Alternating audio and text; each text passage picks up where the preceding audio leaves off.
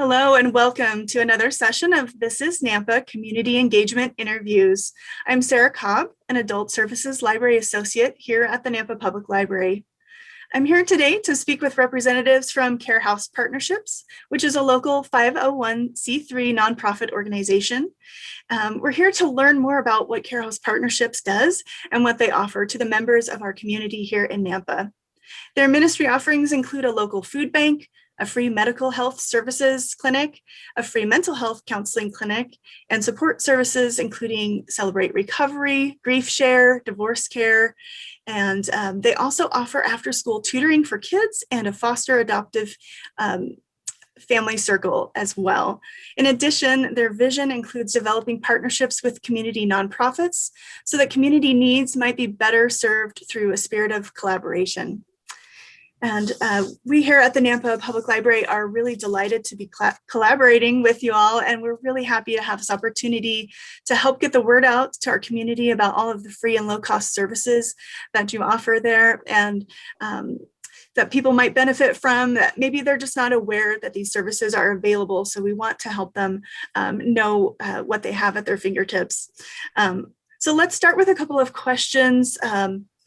Actually, let me introduce everybody first, and then we'll start with some questions. Today, we have the Director of Care House Partnerships and Ministry Leader for Celebrate Recovery, Reverend Tjohnson.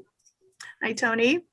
And we have Clinical Administrator of the Care House Clinic, Terri Blackburn. And then we have Dr. Andy Bennett, Care House Clinic Medical Director, here with us as well. We also have Chandra Sullengsbury with us. She's a professor at Northwest Nazarene University in their Masters of Counseling program, and she serves as the Care House Partnerships board member and advisor to their counseling services program.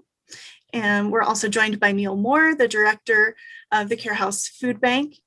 And we also have Zweigle, director and leader of the Ask After School Kids Tutoring Partnership with Central Elementary School and of the Foster Adoptive Family Circle.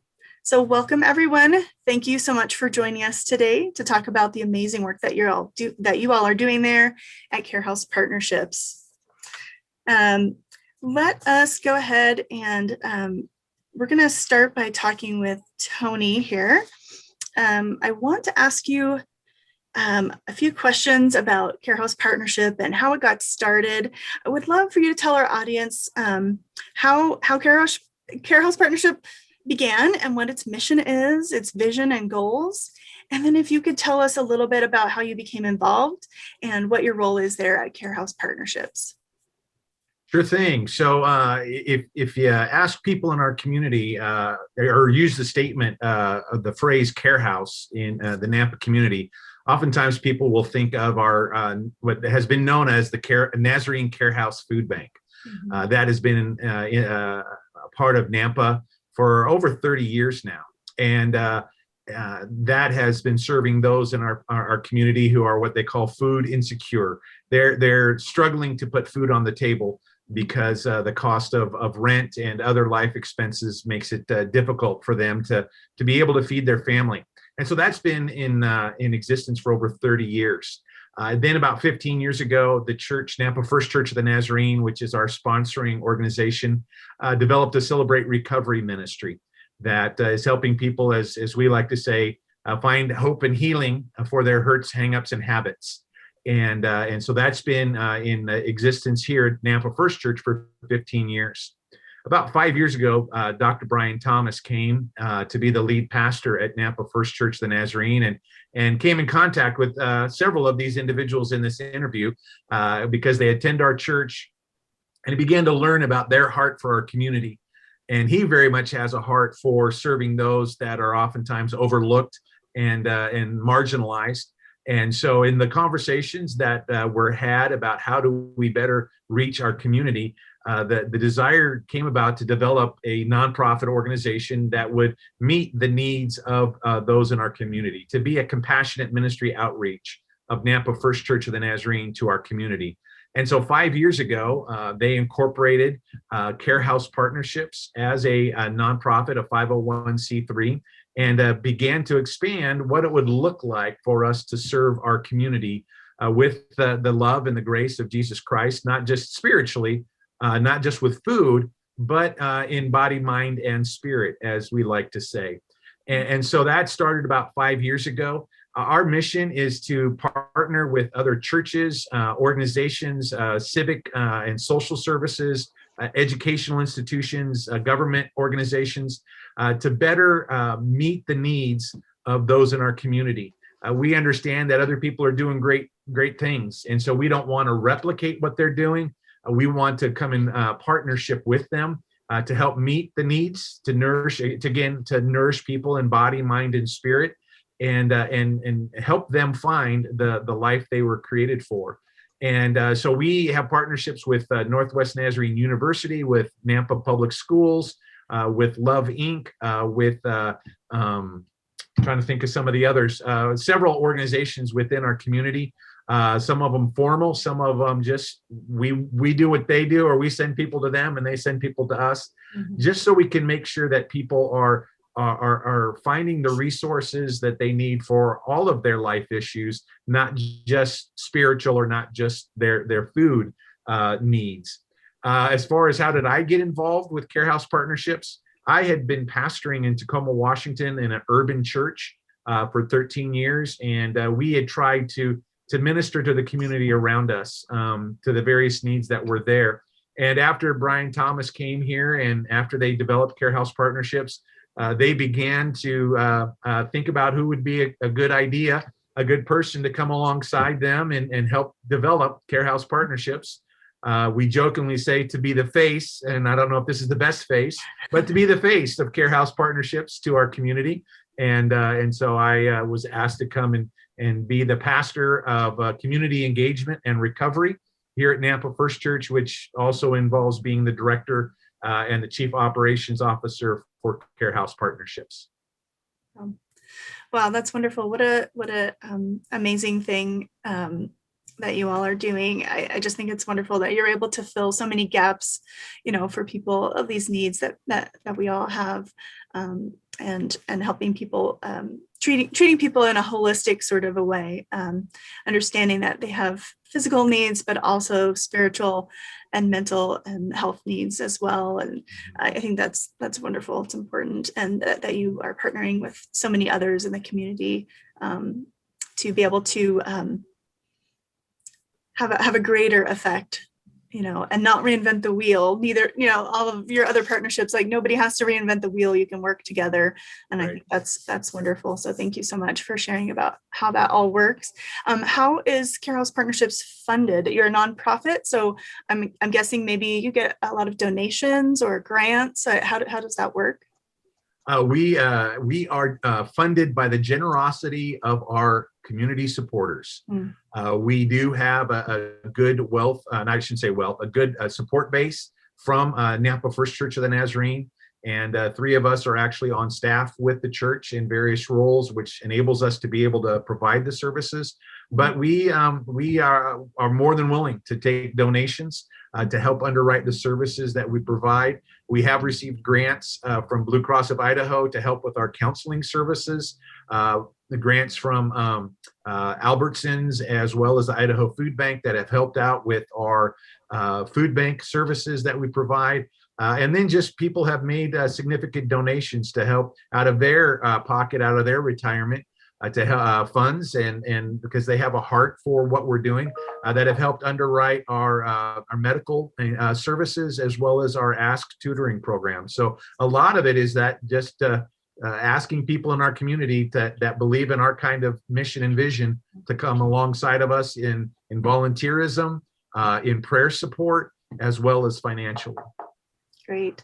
And if people would like to donate or volunteer, or be involved somehow with Care House Partnerships, how can they do that? What's the best way to get a hold of you, or to get more information about that?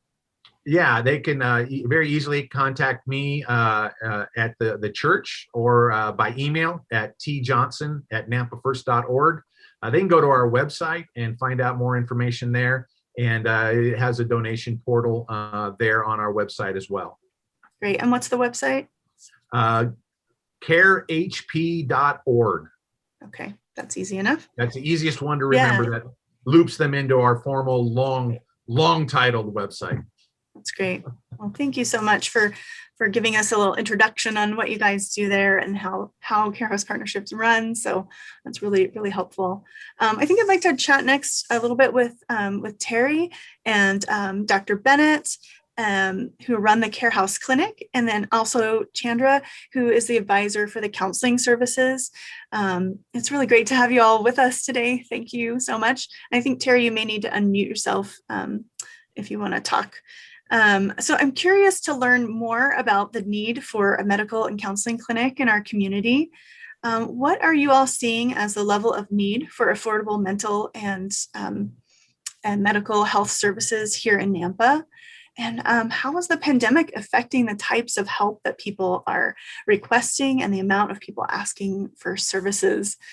So I don't know who wants to answer that first, but anyone can jump in.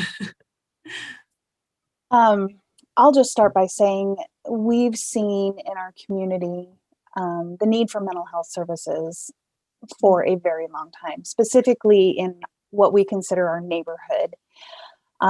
There has been this gap population who are not covered by any sources of insurance, and yet they don't have the resources to be able to afford the prices that are charged by mental health services. And so there's this population that then tend to be not able to seek the services offered. And so there's been this group of us that have seen kind of this need for a long time in our neighborhood and sought to find a way to meet that need. And that's kind of where the mental health side came from. And I would say that this pandemic has only increased the need for that. One of the areas that we have continued to see a need for, and that's only rising, is in the need of Spanish speaking services, but it's also an area where we just cannot get enough Spanish speaking counselors or providers. And so that would be, if I were going to send a call out for volunteers or for people to assist, that would be my call, is if there's anybody that could assist us in that area, that would be my call right now, is we really desperately could use more assistance in that area. Right. Since I'm already talking with you, Chandra, I'll go ahead and just ask you a couple questions about the counseling side of things, and then we can go back to some of the other health clinic stuff. What services and programs does the counseling clinic provide? And then who is eligible to receive those services? And then who provides the counseling services? Do you use licensed professionals or students or volunteers? How does that work? To keep our costs low, we can service anyone, but we primarily target those that fall within the 200% of the poverty level. And so we charge on a sliding fee scale, but we really don't want to turn people away. So anyone can come in and they can fill out the paperwork and then determine kind of where they fall. So that would be what I would suggest, is just come in and seek the services primarily. But in order to be able to afford or to keep our costs low, we utilize the services of interns primarily.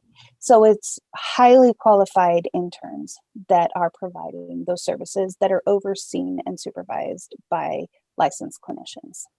Great.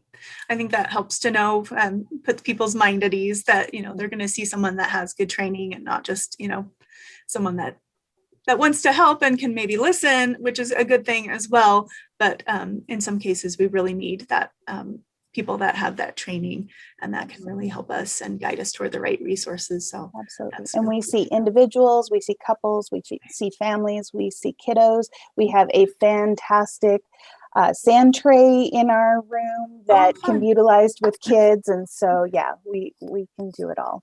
So you use a variety of different modalities as far as the counseling services go. You can do different types of counseling, and that's great.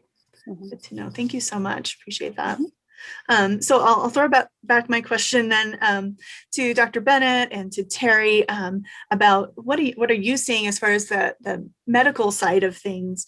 What does the need look like for medical services in Nampa, and how is the pandemic affecting that as well? Are you seeing a lot of increased need for medical services there at the clinic? We know that there are a lot of people in our area that need our services. We know that there are, Tony, what do we say, 10,000? Yeah, there are 10,000 people that in Nampa, it's estimated, that are between the 135% that Medicaid stops at and the 200% of those above the federal poverty level. So about 10,000 individuals in the Nampa area alone. Wow. So those are people who don't qualify for Medicaid, but can't afford health insurance. And my head, one of the things that caused me some hesitancy at first when I heard about the plan, the idea for the clinic, was I assumed that there were a lot of people already filling the need. I knew about Terri Riley Clinic, that they serve people who are somewhat impoverished, but they do charge on a sliding scale for their services. But we have this population of 10,000 people who really have no place to go for health care. And so it's our intention to make good quality care available for them. We would like to provide the same level, the same quality of care that they would get going to any family medicine practice in the area. Of course, for a new clinic starting up, there are some aspects of service that are taking some time to get organized. That's why we have Terri. She makes things happen, but for sure. We depend and will continue to depend on partnerships with other organizations in town for some services like radiology, x-ray, CT scan, et cetera, for support with specialty referrals, for laboratory services and those things. That's great. Did you have anything to add to that, Terri?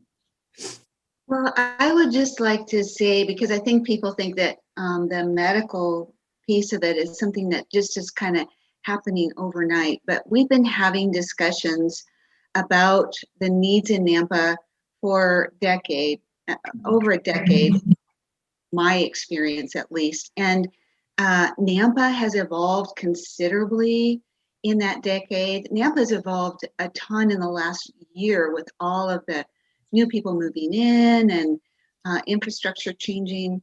And the healthcare environment has evolved a lot in that 10 years. I used to work at NNU as a school nurse, and that's where I first started to see the community, especially on that side of Nampa, that east, both south and north, but that east side of Nampa that is an older part that surrounds NNU and surrounds our church. A lot of people with needs. Before the Affordable Care Act, there were literally hundreds of thousands of people who did not have good access to care. And then after the Affordable Care Act was implemented, we estimated, I think the last numbers I saw a year or two ago were about 60,000 Idahoans were still without insurance. Our other local healthcare providers, St. Al's, Terri Riley, they've seen that same need, and they've been stepping up and looking to find ways to meet the needs of that population. And we've partnered with them over the last several years since Pastor Brian and Pastor Tony joined us. We've been hosting a quarterly free mobile clinic that St. Al's and Terri Riley have provided, and we learned a lot by hosting those about what the needs of our neighbors and friends really are. So at this point, we are, as Tony and Dr. Bennett mentioned, we're hoping to connect with the people who are in that 10,000 group, those people who just do not have good access to care, and to at least do those initial assessments to get the ball rolling with their healthcare, and then to connect them to other services with our community partners as it's appropriate. Well, that's wonderful. COVID definitely has changed things for us and for our community. But God has been so good and is blessing us, and is providing the resources that we need at the moment we need them, not necessarily the moment that we wanted them, but the moment that we need them. And so we are excited to get to know more of our neighbors and find out what they need, and then figure out ways to meet those needs. Oh, that's great. Wow, thank you.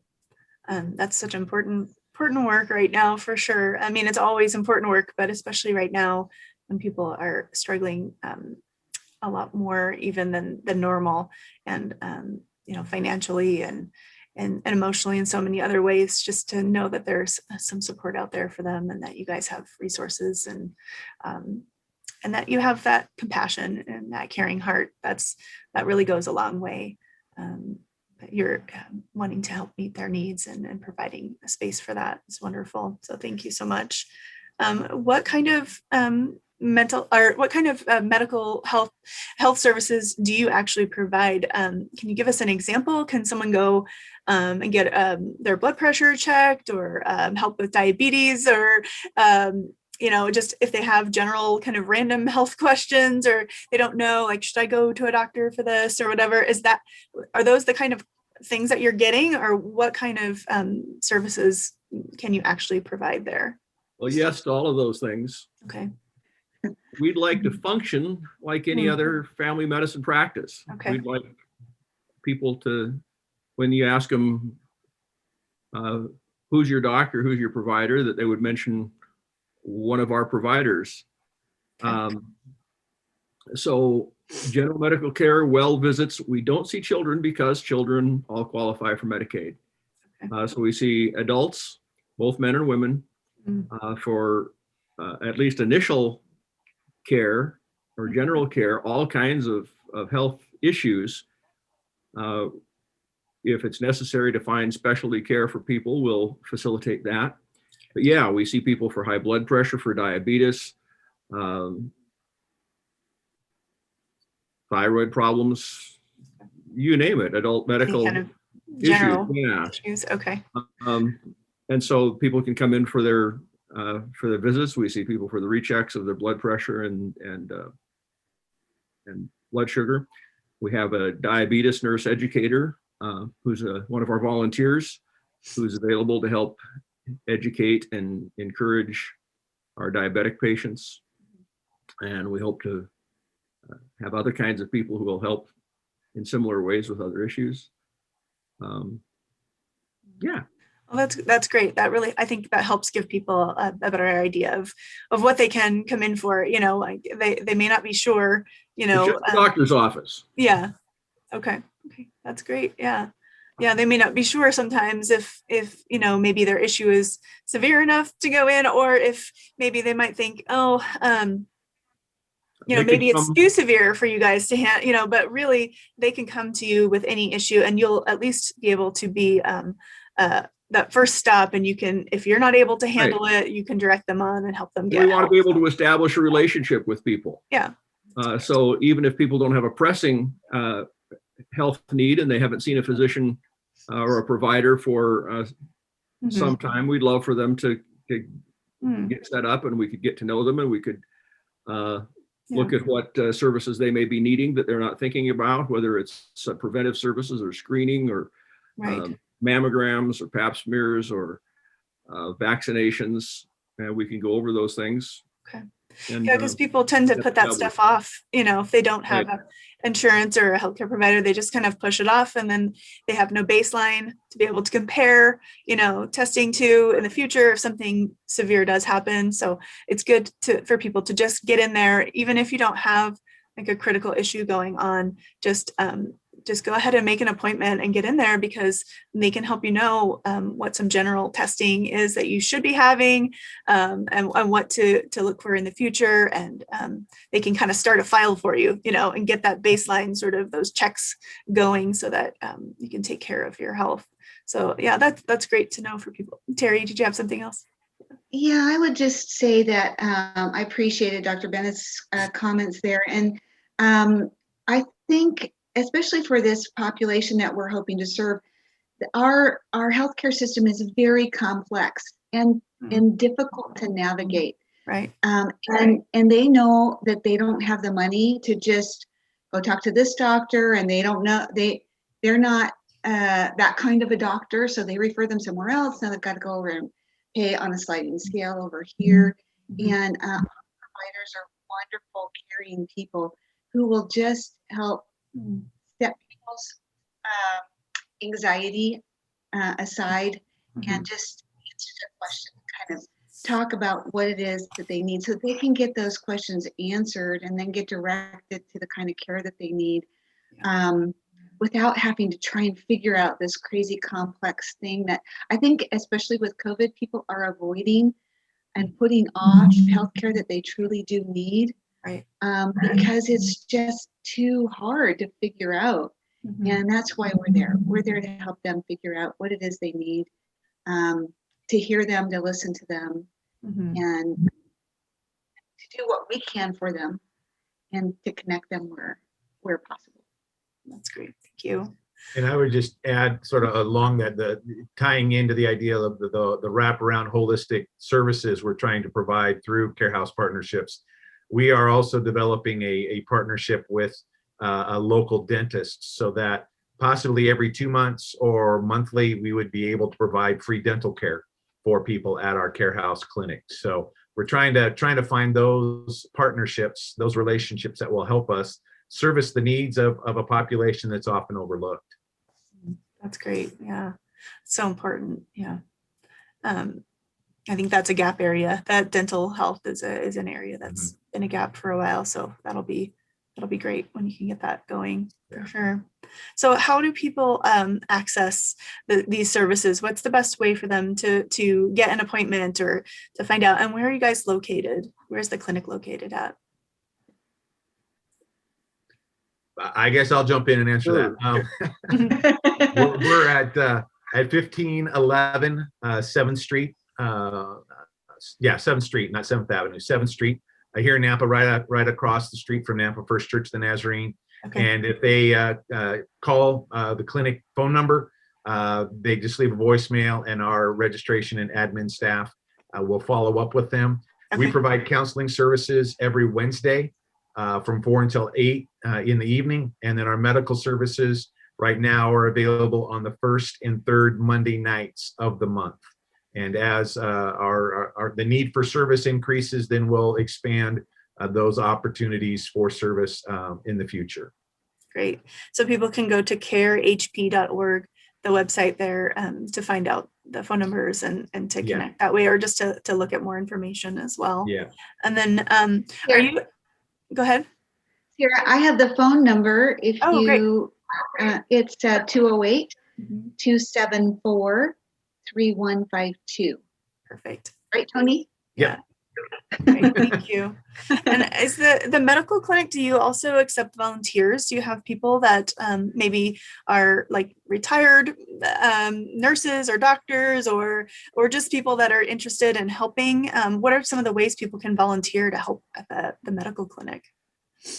Yes, we have volunteers in all those categories. Okay. We don't have a pressing open, a gap area right now. The basics are covered. We anticipate, as more people find out about us, that the need for our services will grow, and we'll need more volunteers. Right now we have 1 doctor. We have 2 nurse practitioners, one of whom is inactive at the moment. So I cover the first Monday evening, and Bethany, our nurse practitioner, covers the third. But we hope before too long to be able to be open every Monday evening, and so we'll need need more. We've got at least one other person who's expressed an interest, but healthcare providers will increasingly be a need. Right. We have the diabetes nurse, we have Terri, and we have an RN who's our nursing director. Mhm. And we have some students that help out with medical assisting, and have two lovely ladies who are our front desk administrative staff that handle intake, and they talk to people about the financial arrangements to find out if people are qualified financially for our services and make appointments.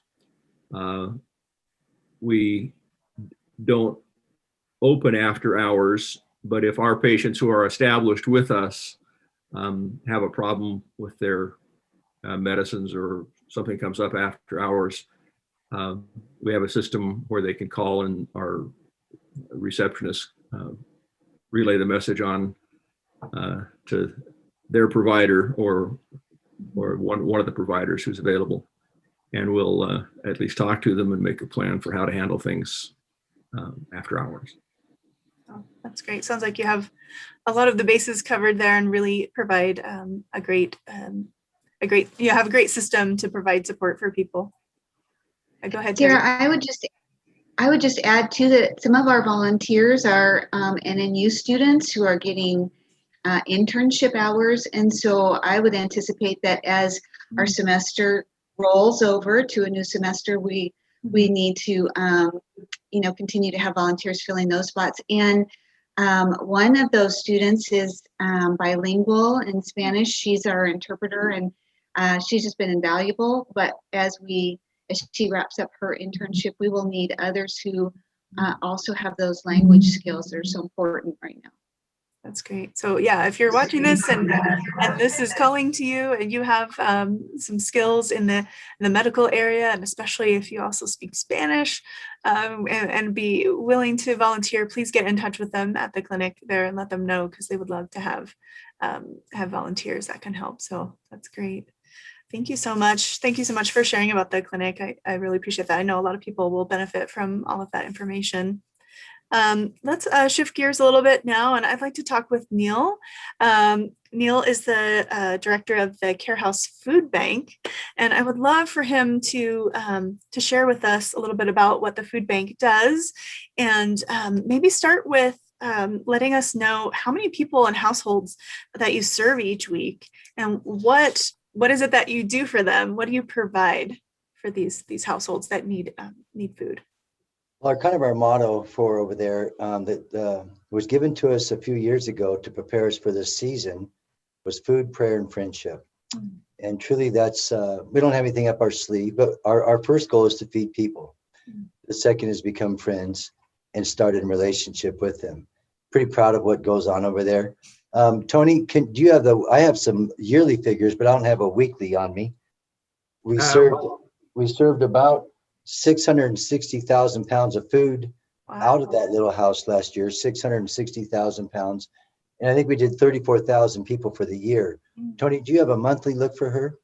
We are averaging 100 and now because of COVID, we are averaging about 190 households every week that we are providing food to. And we have an amazing crew of probably about 40 to 50 volunteers that are the ones that make everything work, from going to getting the food to stocking the shelves Monday, Wednesday, and Friday, to those that serve people when they come in for food on Tuesdays, Thursdays, and Saturdays. So got a great team of volunteers that enables us to be able to serve that high number of people and households every week. Wow, that's a lot. That's a lot of food that's going out there. That's great. But also kind of heartbreaking at the same time that the need is so big. So I'm glad that you guys are able to help fulfill that need. What do people receive in a food box when they come and pick one of those up? And how does that work? I mean, how do they come and pick up food, and how are they eligible, I guess, to get a food box? Well, before COVID hit, we were a self-choice pantry in which everybody came into the front room, about 50, 60 people a day, and we would serve them one by one. They pick a little number and go to the counter, and then we'd shop them through. So a self-choice pantry is a pretty awesome thing to have. A lot of connections are made. People could choose what they want and not take what they didn't need. And that saved a lot of food for other people. So then we got into COVID. Things have really changed. And I tell you, we've done a lot of changing. We change little things every week. And it's just great to have people that are flexible to withstand all those little changes.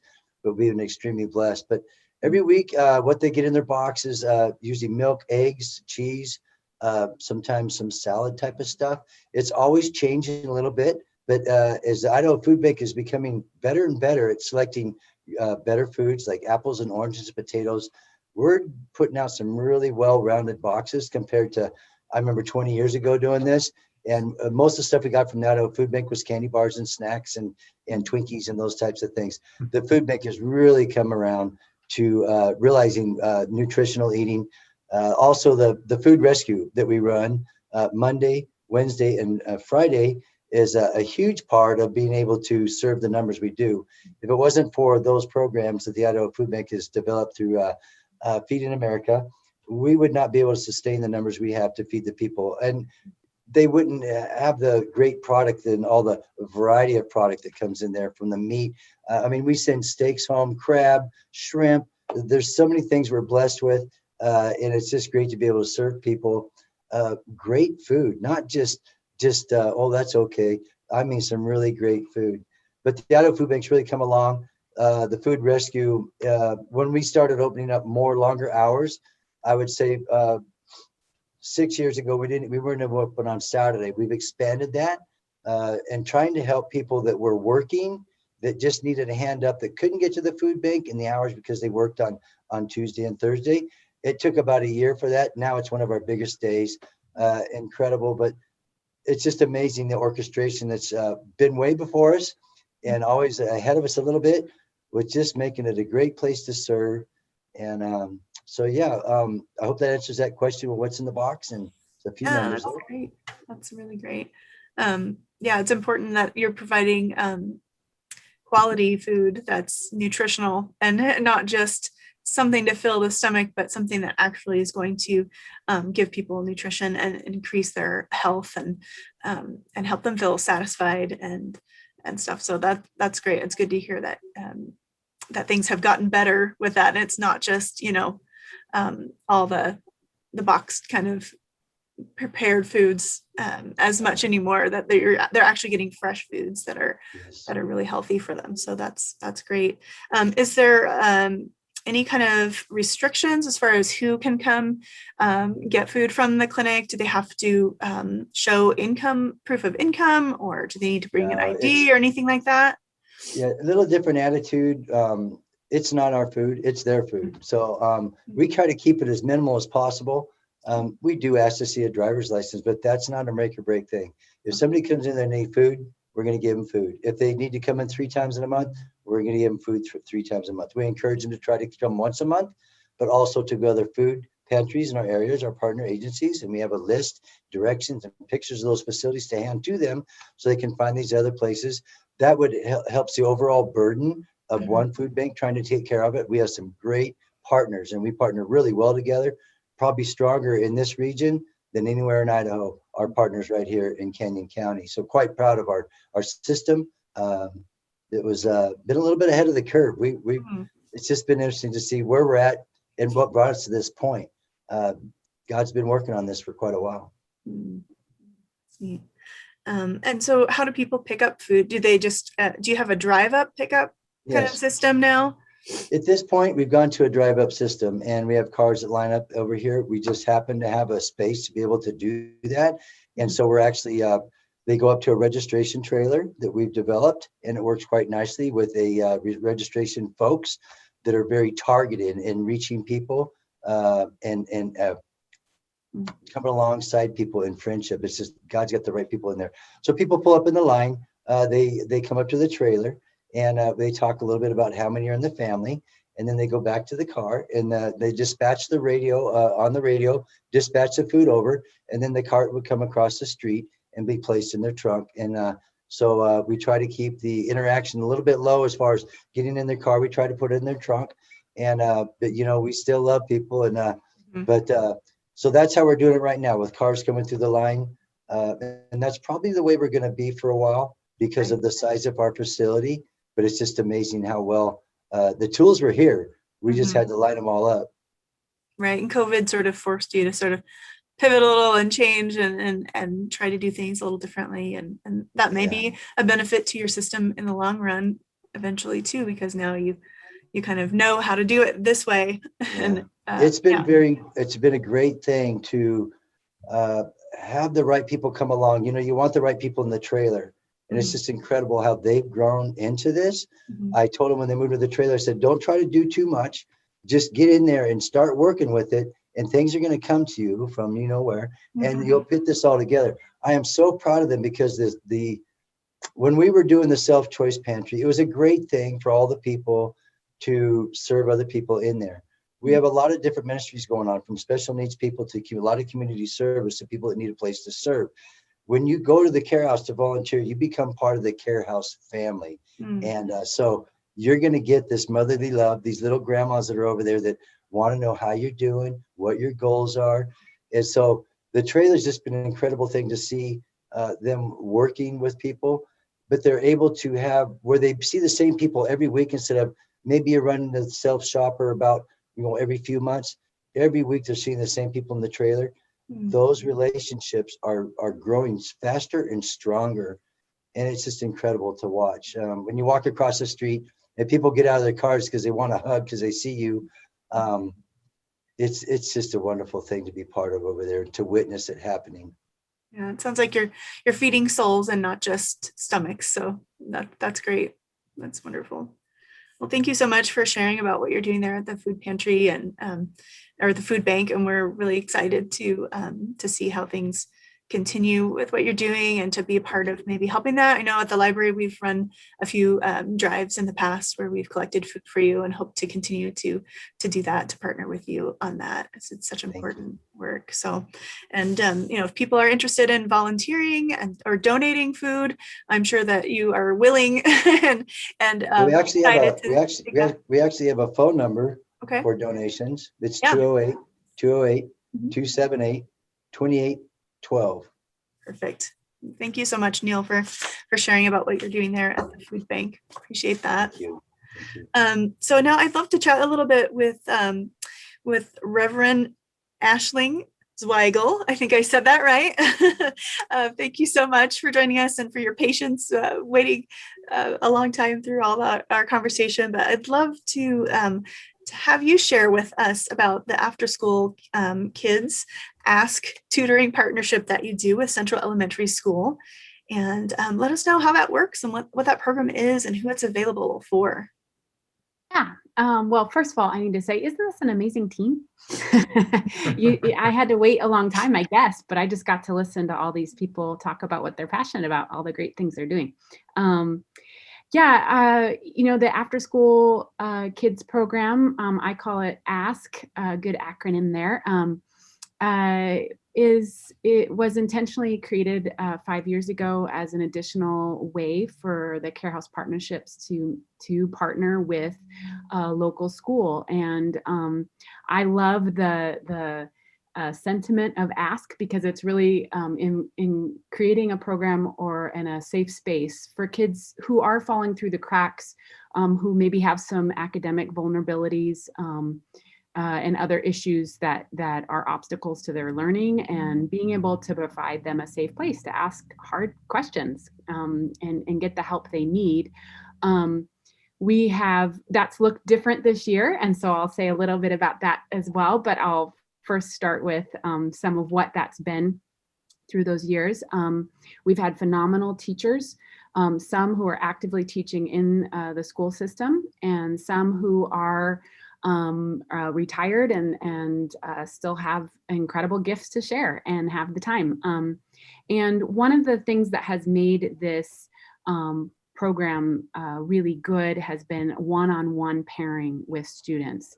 When you think about some of the kids that are having the toughest time with attention, with being able to make those gains, academically in their learning, being able to have somebody who's on their level, looking them in the eyes, they know that's going to be the same person each time, checking in with them weekly, has been really key to getting kids kind of on track, who maybe are going off the rails. And so being able to partner with the child, but also the beginning time for that learning program has also included snacks and just recreation. So, a couple of us would walk over to Central Elementary, connect with a staff person there, line up with the kids, ask them how their day is, and no matter what the weather is, make our way back to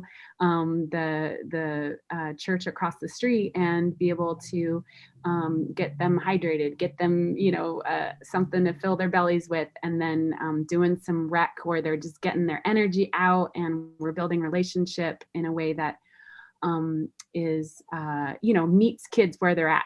Play is where kids work out what they're learning and who they're becoming, and it's a safe way to build a bridge with kids. Some years that has been as just as playful and easygoing as one can imagine, and some years getting through the directions on one relay or game, whew, that is the learning moment. And for those kids, and really for those kids in that rec time, to hear from us, you're worth it. We're going to get through this. We're going to work on it. And then, we've walked with kids in our program that have gone through some crisis at home, maybe a family breakup, maybe some mental health issues that are really becoming hard for that particular child, that learner. And they're having the same tutor that they meet weekly, who's going to ask them, how is that going? How can I be helping you this week? Is really key to the success of that program. When we think about how kids learn, it's holistically, they bring their whole selves to it, and they don't always have all the tools they need. And just, we could say, well, we're learning math today, but the fact is, kids bring with them some of their biggest hurts and some of the things that are weighing heavily on them as well.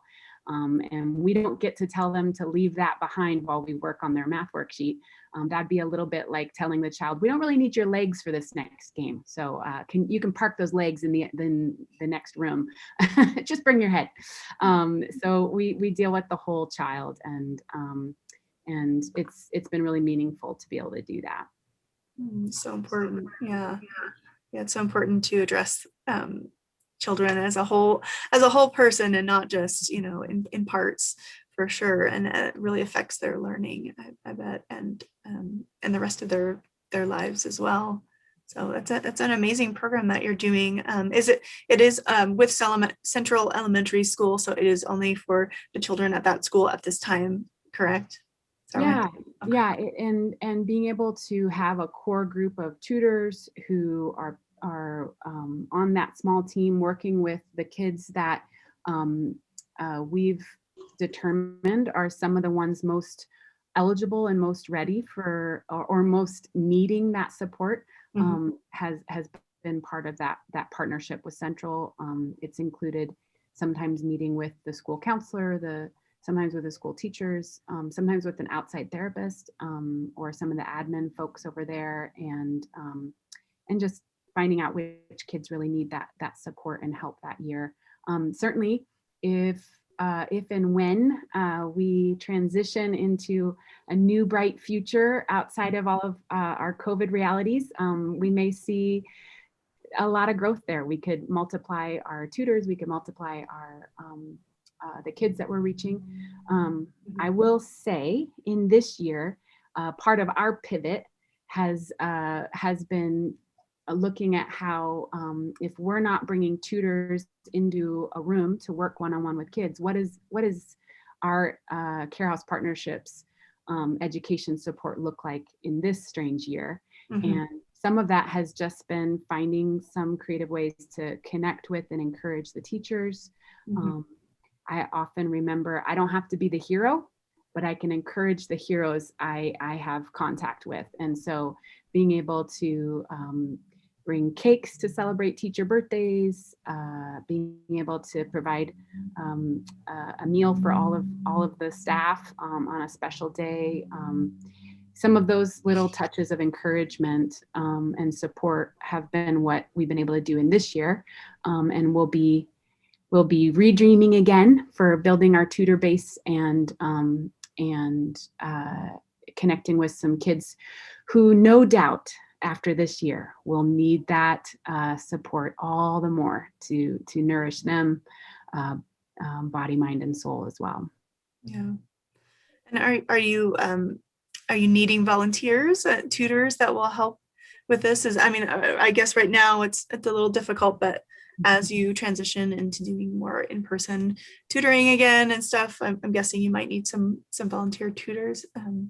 How can people get involved with the program? Yeah, what I would love is if someone is interested and has a background, that they could get in touch with me, certainly, or with Pastor Tony at the church. My number is 208-466-3549. And they could always get in touch with me there or leave me a message.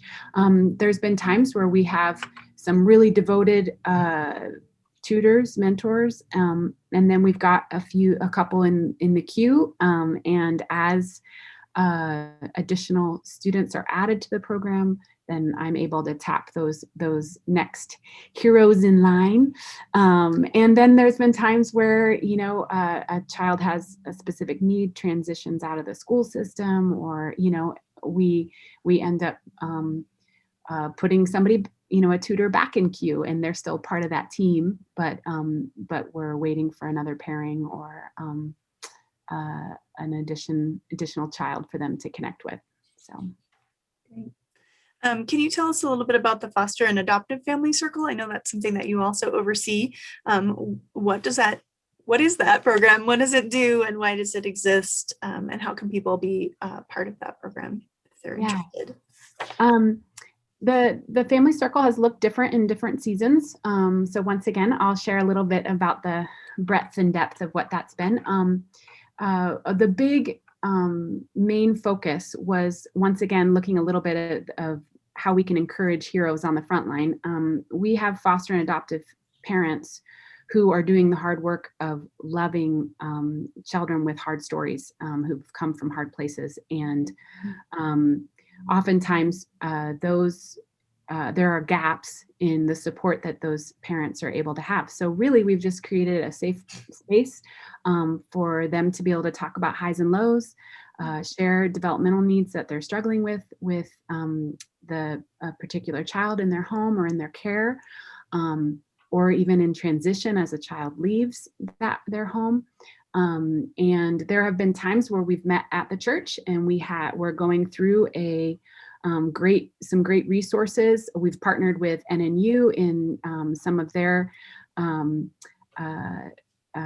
counseling students, graduate level counseling students, and graduate level play therapy students. And so there have been times where we provide a program for the kids as well, and gave an option where the children could connect with play therapy leader, or they could jump into our core programming where Pastor Ash is leading silly relays and lessons, and they can jump in there too and be part of the whole.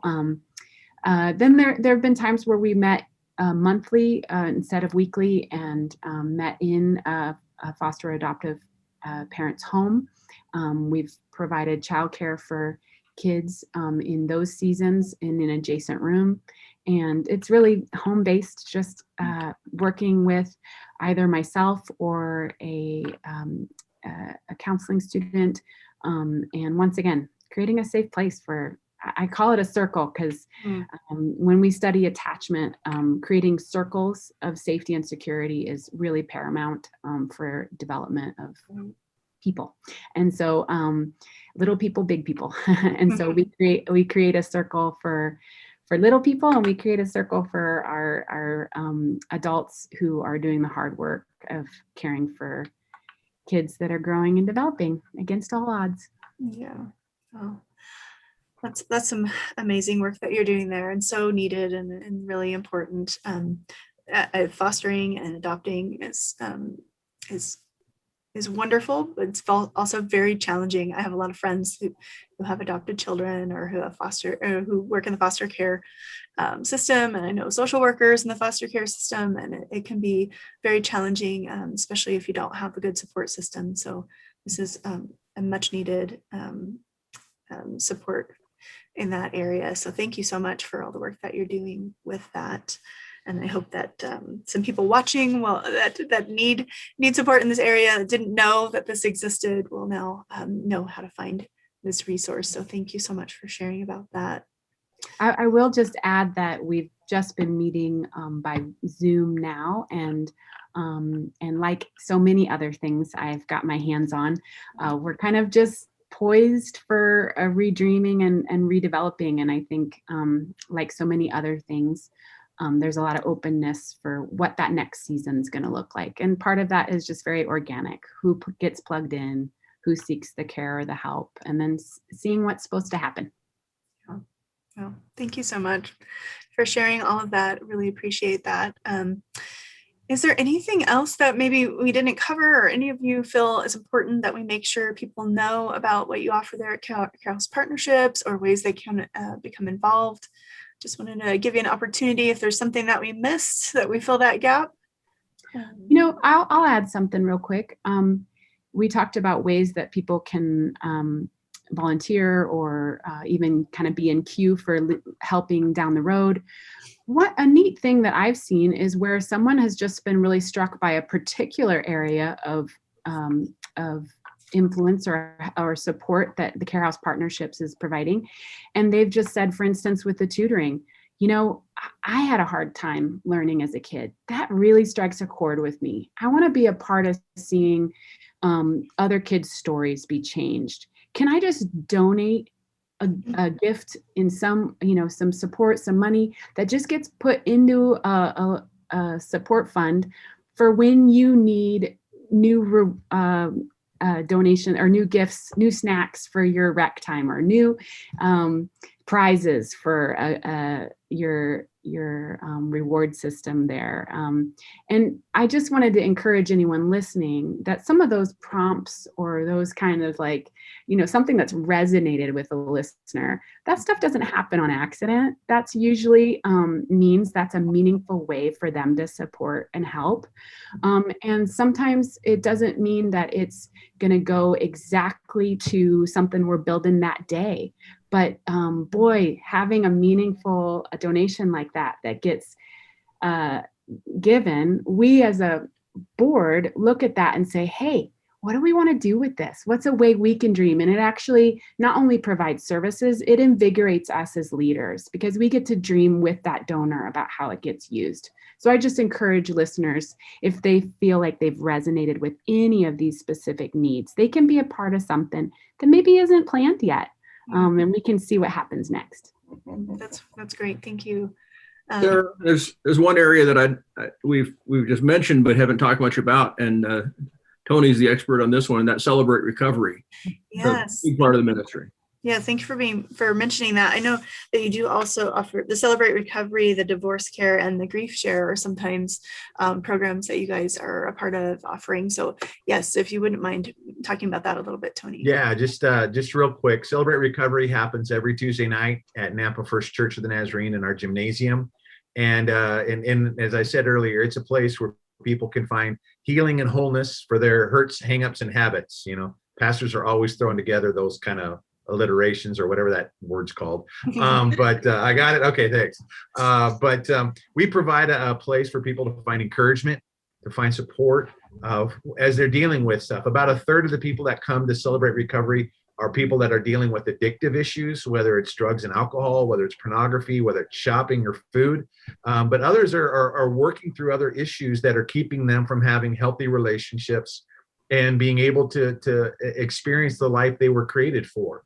And so we have a large group gathering where we give thanks and praise to God, and we have lessons and testimonies that are meant to encourage people. We have open share groups that happen right after that, designated by gender and by issue, where people can come and know that they can be anonymous, because anonymity and confidentiality are very core to those open share groups and to Celebrate Recovery in general, and that they can share without other people trying to fix them or other people judging them. Oftentimes when people go to groups to try and find help, to find support, they end up coming across somebody who is a know-it-all that wants to tell them all the books or all the counselors they need to go to.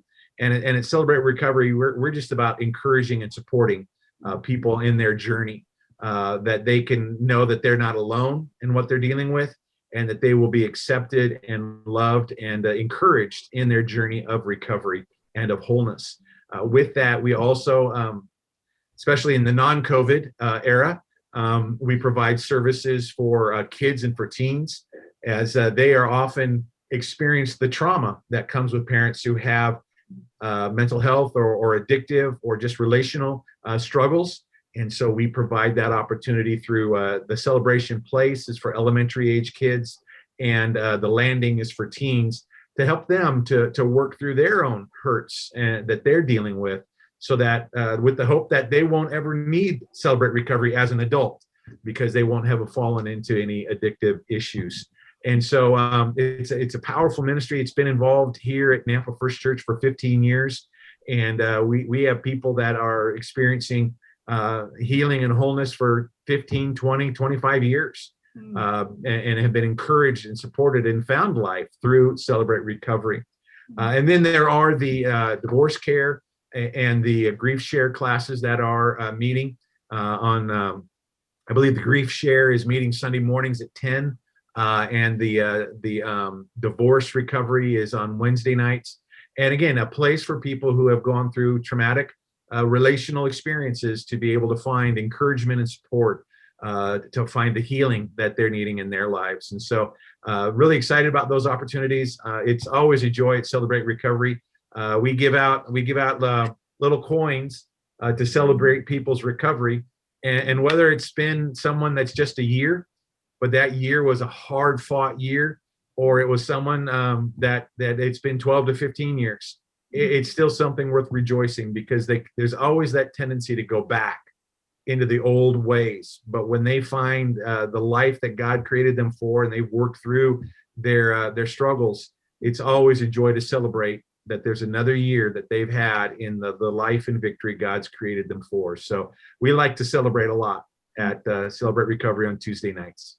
Yeah, that's awesome. Thank you. Well, I just want to thank you all so much for being part of this really important discussion today. And thank you for the critical work that you're doing to be a light and spread hope in our community and in the world. So it chokes me up a little bit. You guys do such wonderful work, and it's really important. You come alongside people and let them know that they're not alone. And we like to do that as well here at the Nampa Library. And so we're really happy to partner with you guys and to be part of spreading the good work that you're doing. So, and thank you everyone that's watching this discussion. If you've stuck with us this long, thank you so much for joining us. And please share this information and this video with others in Nampa and the surrounding areas to help spread the word about Care House partnerships and all the wonderful work that they're doing there. So thank you again, everyone. Just wishing you a wonderful day. Thank you. Thank you, Sara. Thank you, Sara. Thank you.